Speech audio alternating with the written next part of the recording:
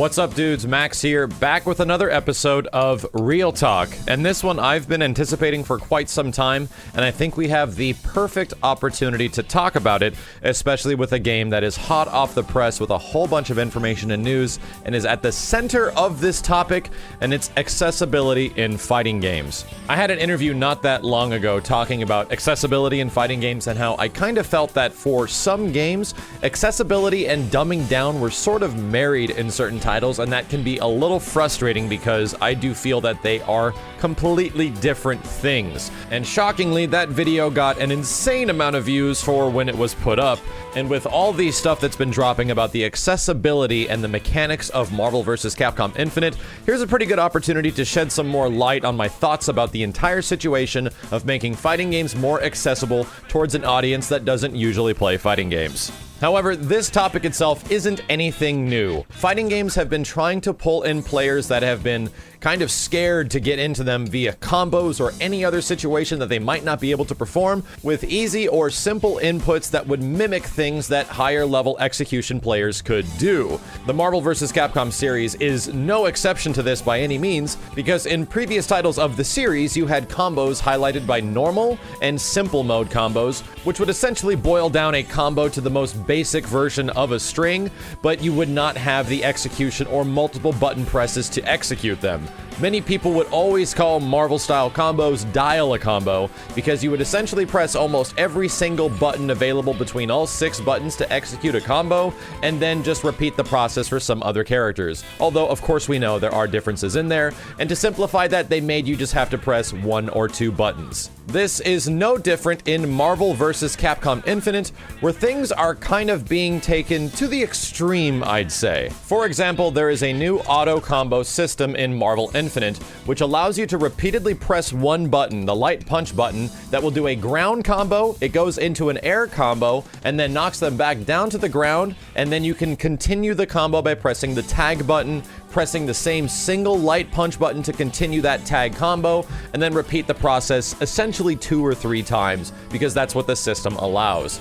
The big one, though, is that this universal combo, which really is just a combination of light kick, light punch, heavy kick, and heavy punch, boils it down to one button, and you don't even need to do anything with the analog stick / joystick / directional inputs. And the reason why a few people are up in arms is because there is no penalty of damage. Usually in some other fighting games, when you are restricted to a certain combo string or an easy auto combo like King of Fighters or Persona 4 Arena or many other examples, that continual button string would execute a very easy to do combo with a super or something, but the damage would be heavily adjusted, dropping it somewhere between 25 to like 50% what the normal damage would do if you performed the same sequence but not automatically and did it manually. But Marvel Infinite is looking to change that because these strings are going to do the exact same damage as if you were a regular player inputting all the individual button commands. I'll say myself that I don't actually love the fact that Marvel Infinite isn't penalizing the fact that players would do this. The whole point of accessibility is to eventually teach someone how to actually play the game instead of relying on a single input, because in my opinion, a lot of the fun of Marvel vs. Capcom combos are rotating around all those button presses. And absolutely, we're in a day and age where combos are limited to controllers and not everyone has arcade sticks like arcades back in the day, but still there are 4 face buttons and you absolutely can still execute combos using all 4 face buttons, and it really shouldn't be a problem with just your thumb.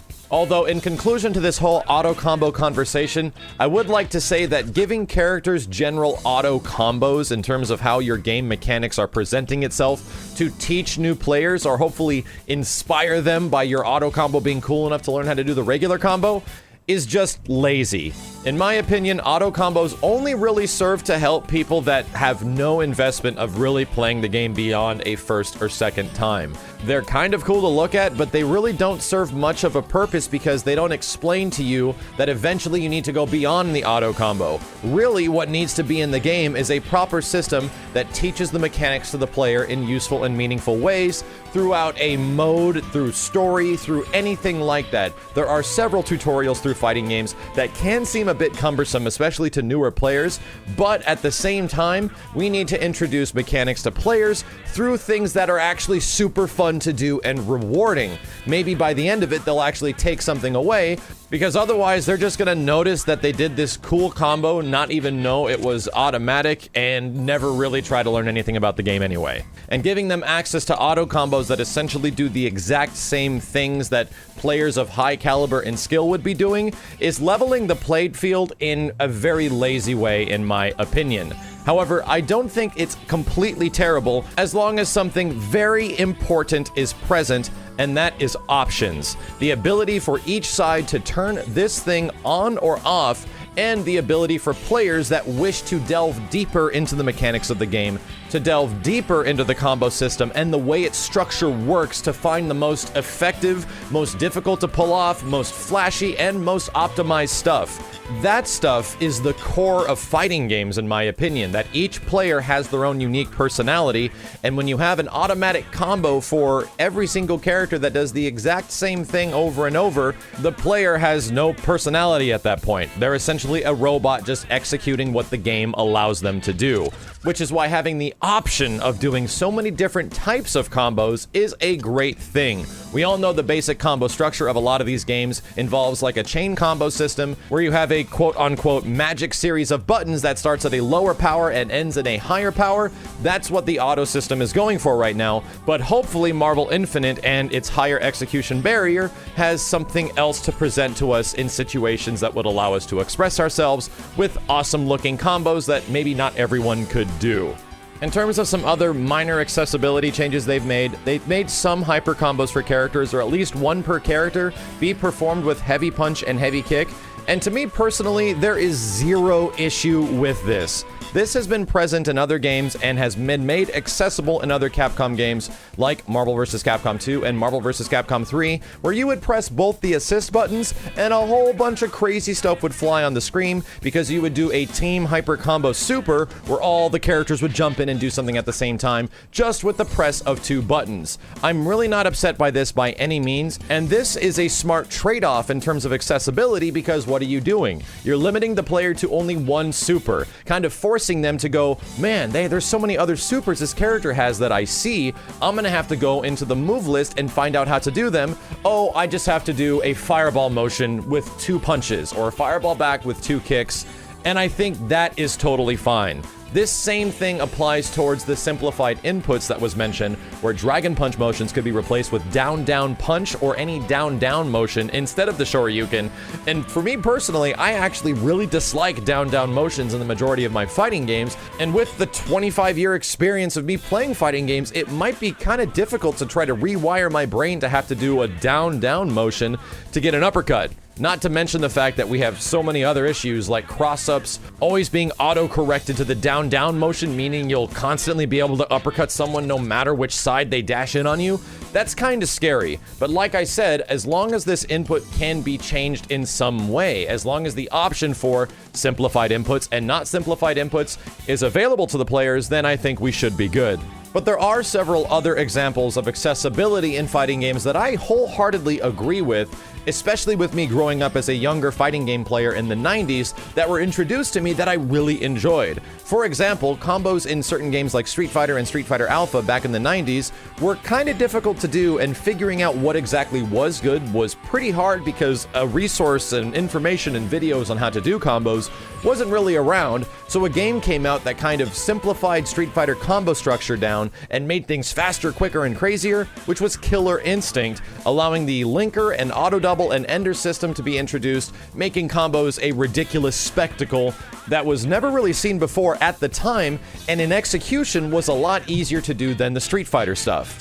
A perfect Capcom example of fighting game mechanics changing in a certain way to make them more accessible that I wholeheartedly agree with was the double inputs that were required from Street Fighter Alpha games as well as later Street Fighter 2 series games, where to input a super you would have to do the motion twice and then add a button on top of it. But later, when the Versus series started making an appearance featuring characters from all these other rosters, they realized that they were pulling in an audience that was different than the ones that would normally play these kind of higher execution fighting games that Capcom was making. So what did they do? They made Supers one motion with multiple button presses, or one motion with 2 button presses. It was significantly easier to do, and there was a lot more insane, flashy stuff happening on the screen, but the input barrier was cut in half. To me personally, doing inputs like double motions have always been kind of cumbersome on my hands from certain sides of the screen, whether it's the left or the right.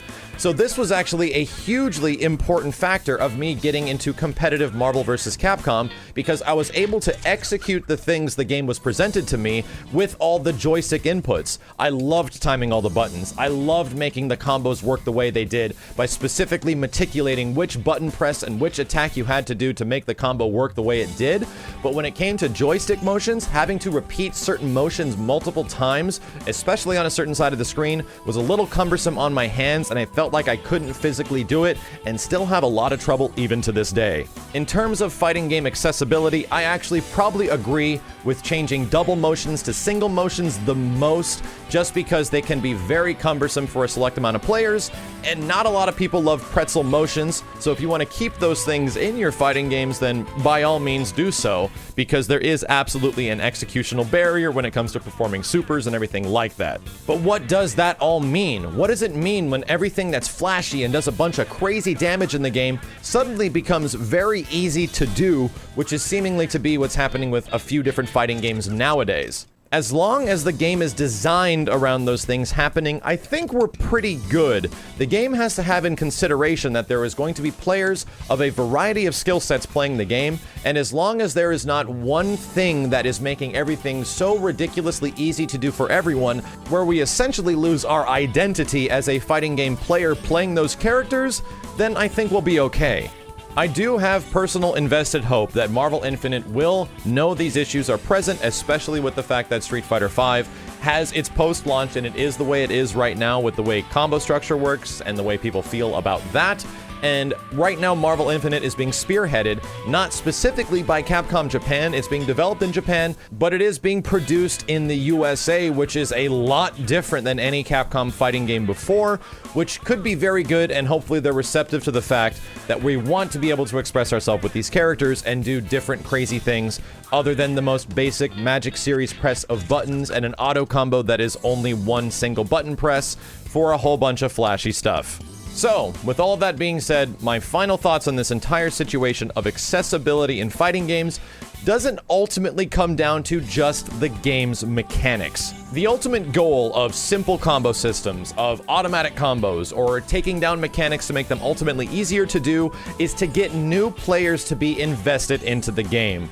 And I do not agree with that statement at all. Sure, the players that are already going to buy the game are going to have an easier time executing combos if they're not great at fighting games, but introducing new players and telling them that there's auto combos now, Marvel vs. Capcom or whatever game is going to be easier to play than ever before, I don't think that's going to sell anyone on a game. You know what does sell people on games?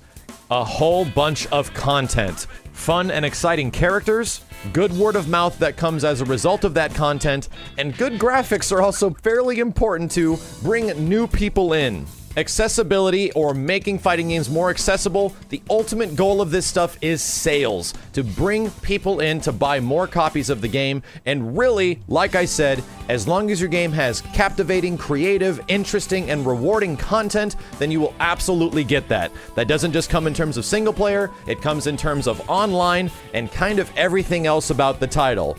Pretty much just make an awesome game out of it. Because when you take mechanics and you start simplifying them, sure, you're making it easier for new players to do things that expert players could, but the entire funny catch-22 of this whole situation is that it becomes simpler for the expert players to pull off the ridiculously high execution moves that are now easy to do against new players. And the last thing a new player wants is to be comboed to hell in the first couple days of a game being out. As always, dudes, thank you a ton for watching. I have high hopes that Marvel Infinite will absolutely cater to both sides of this situation and give us options overall when it comes to combo structure as well as mechanic accessibility. Take care, dudes. My name is Max, and I'll see you next time.